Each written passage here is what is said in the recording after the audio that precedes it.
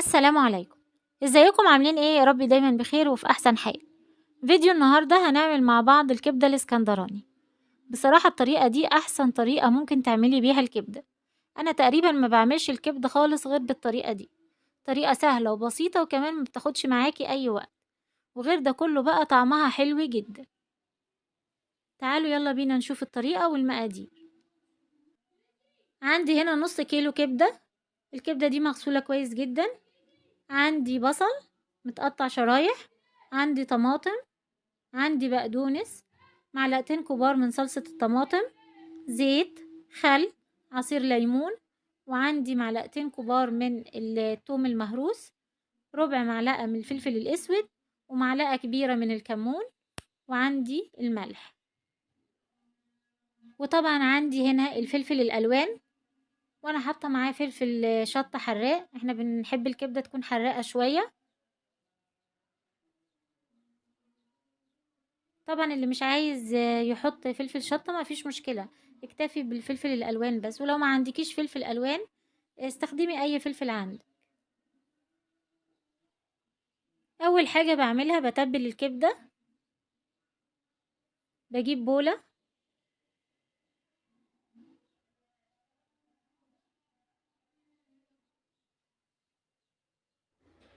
بنزل بالخل وعليه عصير الليمون،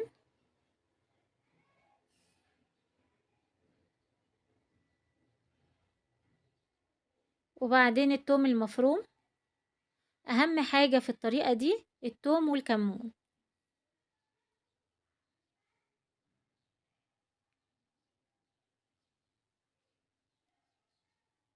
معلقتين كبار من التوم المفروم،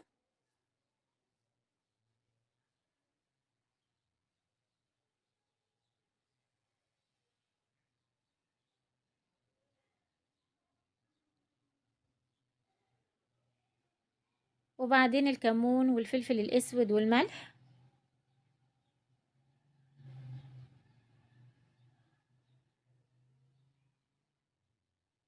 وبقلب ده كله مع بعضه كويس.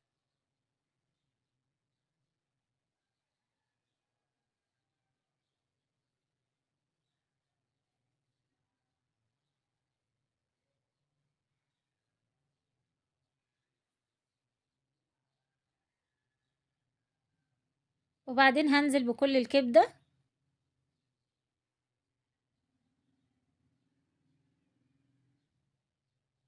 هقلب الكبدة مع التتبيلة دي كويس جدا زي ما انتوا شايفين كده.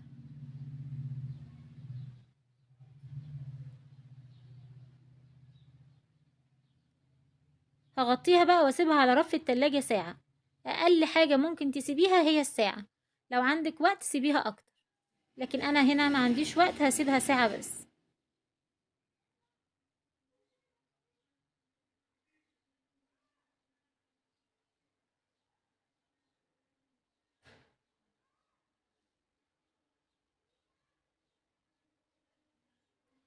تمام كده. ودي الكبدة بعد ما سبتها ساعة على رف التلاجة.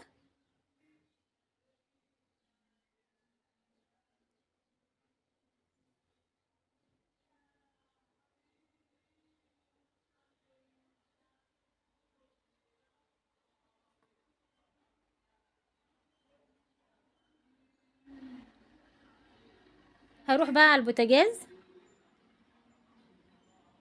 انا اول حاجة هنا حطيتها في الطاسة الزيت،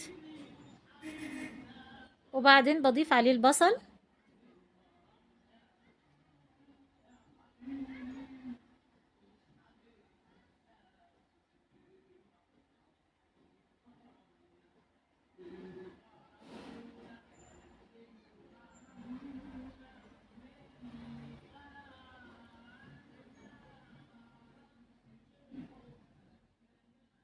بقلب فيه لحد ما يدبل معايا. انا ما يعني مش عايزاه يتحمر، انا عايزاه مجرد ان هو يدبل بس.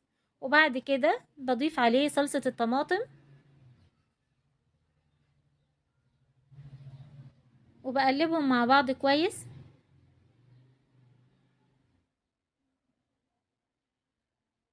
وبعدين بضيف الفلفل الالوان،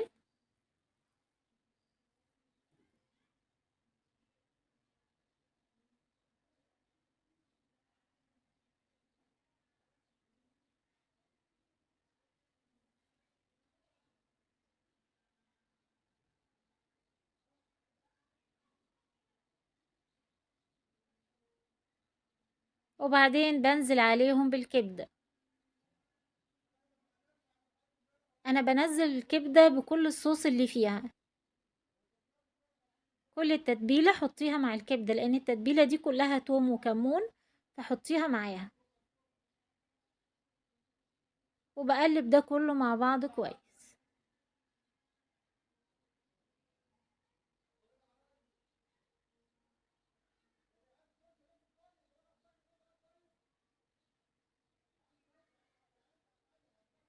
هي 10 دقايق بالظبط وبتكون الكبدة دي استوت. الطريقة دي الكبدة ما بتاخدش وقت في السوا خالص. تمام كده. اخر بقى حاجة هضيفها الطماطم.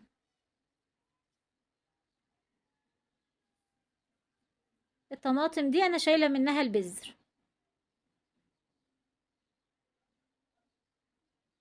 ده اللحم بس وانا شايلة البذر بتاع الطماطم. بقلب ده كله مع بعضه كويس. واخر حاجة بضيفها البقدونس. تمام كده. خلاص كده هطفي عليها.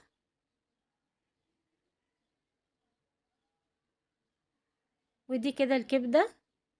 مش عايزة اقول لكم الريحة عاملة ازاي او الطعم عامل ازاي. جميلة جدا. جربوا الطريقة دي هتعجبكم ان شاء الله.